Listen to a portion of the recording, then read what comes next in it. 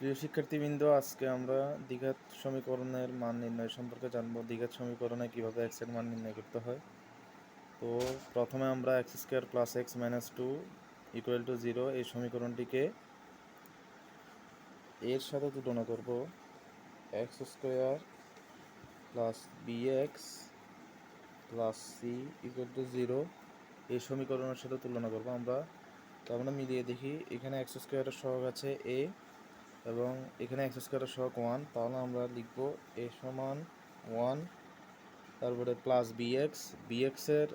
এক্সের সহগ এখানে বি আর এখানে এক্সের সহগ ওয়ান, কিছু নাই মানে মনে মনে ওয়ান ধরতে হবে। তাহলে বি ইকুয়াল টু ওয়ান।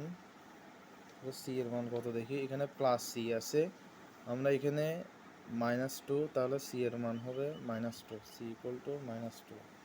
তাহলে এখানে এক্সের মান নির্ণয় করতে হলে আমরা যে সূত্রটি ইউজ করব সেটি হলো X equal to minus B plus minus B square minus four AC root over B square minus four AC by two A.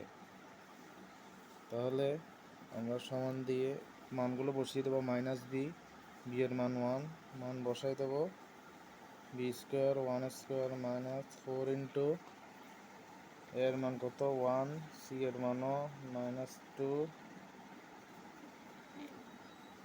তাহলে টু ইন্টু এ ওয়ান, তাহলে মাইনাস ওয়ান, নিচে two, plus minus one, minus মাইনাসে plus হবে, plus চার দুগুণ আট এটা হবে। তাহলে আমরা কি পাই, minus one plus minus nine root nine two.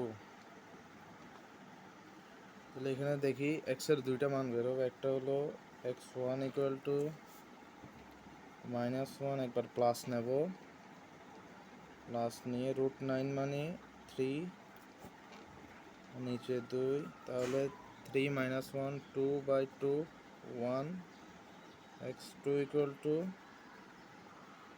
Minus one minus three by two minus four by two equal to minus two. তাহলে এক্সের মান হলো এই দুইটা, নির্ণয় এক্সের মান এই দুইটা। আশা করি তোমরা সকলে বুঝতে পেরেছো।